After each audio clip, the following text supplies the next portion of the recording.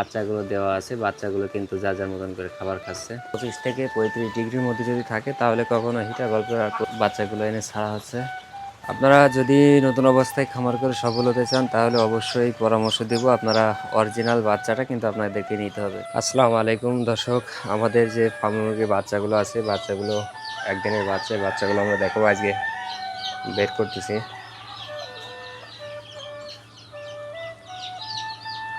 এগুলো হলো আমাদের একদিনের বাচ্চা, এই মেশিনে ছিল,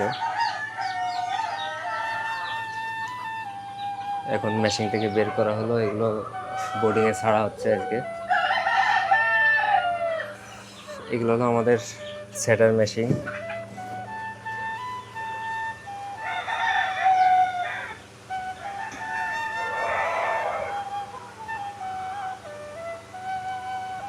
এই মেশিনগুলোতে যে তাপ দেওয়া হয় আপনারা জানেন।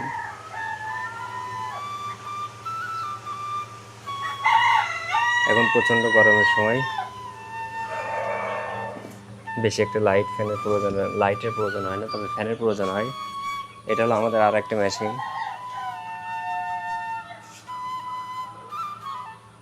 এটার মধ্যে ডিম আছে।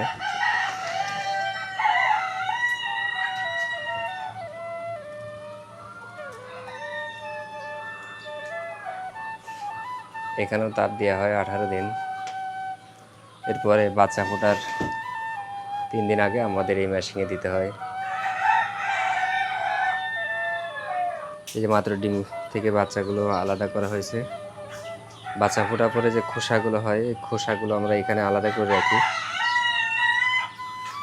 এই খোসাগুলো আমরা ফেলে দিব এবং বিভিন্ন সময় বিভিন্ন গাছে দেওয়া হয়। আর এটি হলো আমাদের একদিনের ফার্ম মুরগির বাচ্চা। এই বাচ্চাগুলোকে কীভাবে বোর্ডিংয়ে ছাড়া হয় সেই ব্যাপারটা আজকে আপনাদেরকে দেখাবো।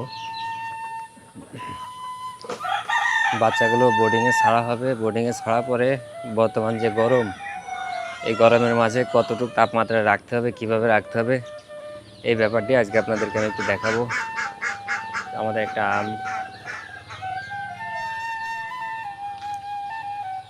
আপনারা জেনে একেবারে নতুন অবস্থায় বোর্ডিং করতে পারেন না, তো আজকের ভিডিওটি যদি আপনি দেখেন, আশা করা যায় আপনি এখান থেকে অনেক কিছু শিখতে পারবেন।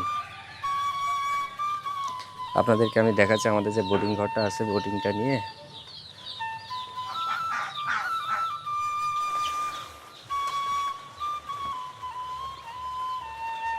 দর্শক, আপনাদেরকে আমি দেখাচ্ছি আমার এখন যে গরম, আপনাকে আমি মিটারটা সরাসরি দেখাবো আপনাদেরকে, বর্তমান কতটুকু তাপ আছে আর বোর্ডিংয়ে কতটুকু তাপ রাখতে হয় আপনাদেরকে আমি সেটা দেখাবো। এই মাত্র বাচ্চাগুলো এনে ছাড়া হচ্ছে।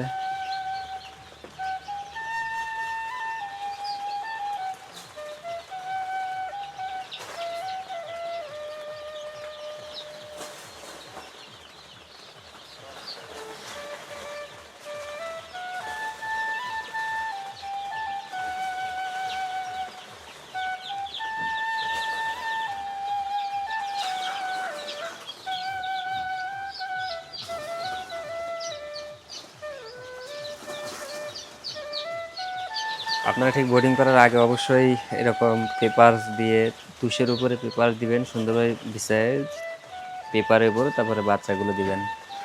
আর এখানে আমাদের এই যে একদিনের যে বাচ্চাগুলো হয় মিশরের ফার্ম মুরগির বাচ্চা, এই বাচ্চাগুলো কিন্তু আমরা এখানে ছেড়ে থাকি বোর্ডিংয়ে। এখন একটা জিনিস আপনাদেরকে আমি দেখাচ্ছি যে আসলে তাপ কতটুকু লাগবে, এই ব্যাপারটা তো আপনারা বুঝতে পারেন না।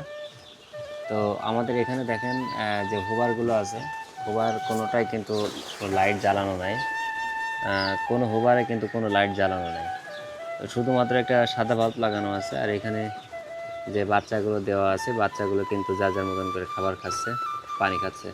তো এখন এখানে তাপ আসলে কতটুকু থাকা প্রয়োজন এটা আপনাদের একটু বলি।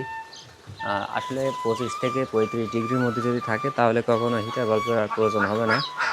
এই অবস্থায় বাচ্চাগুলো কিন্তু স্বাভাবিক অবস্থায় থাকবে। তো যেহেতু বাচ্চাগুলো স্বাভাবিক, আপনাদেরকে আমি দেখালাম এখানে কোনো হিটার বাল্ব নাই, কোনো হুবার কিন্তু আমার এখানে চালু করা নাই, সবই কিন্তু বন্ধ করা। তো এখন তাপ কতটুকু আছে আপনাদেরকে আমি একটু মিটারে দেখাচ্ছি।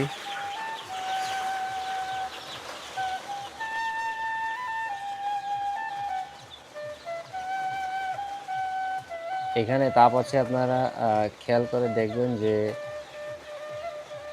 এটা হলো 30-এর দাগ, আর এখানে আছে 31, 32, 33, 34 আছে। তার মানে আপনাদেরকে আমি আগে বললাম যে 25 থেকে 35-এর মধ্যে যদি থাকে তাহলে আসলে যে পরিমাণ গরম থাকে তাতে করে আর হিটার বাল্বের প্রয়োজন হয় না, বাচ্চাগুলো এমনিতেই স্বাচ্ছন্দ্যে থাকে।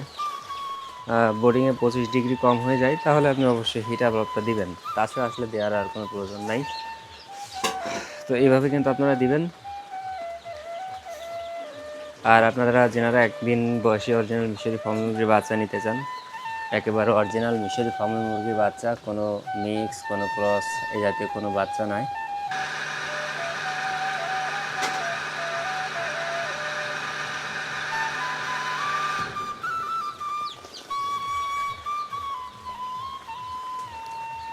আপনারা যদি নতুন অবস্থায় খামার করে সফল হতে চান তাহলে অবশ্যই পরামর্শ দেব, আপনারা অরিজিনাল বাচ্চাটা কিন্তু আপনাদেরকে নিতে হবে। কোনো ক্রস বা কোনো মিক্স এই জাতীয় কোনো বাচ্চা কিন্তু আপনাদের নিয়ে খামার শুরু করা যাবে না, ব্যাপারটা অবশ্যই খেয়াল রাখবেন। তো যেনারা একদিন বয়সী ফার্ম মুরগির বাচ্চা নিতে চান তেনারা আমাদের সঙ্গে যোগাযোগ করবেন। তো আমাদের ভিডিওটি যদি ভালো লেগে থাকে অবশ্যই চ্যানেলটিকে সাবস্ক্রাইব করবেন, লাইক করবেন, শেয়ার করবেন এবং কমেন্টসে আপনার মতামত জানাবেন। তো সবাই ভালো থাকবেন, দেখা হবে অন্য কোনো বিষয় নিয়ে। আসসালামু আলাইকুম ওয়া রাহমাতুল্লাহ।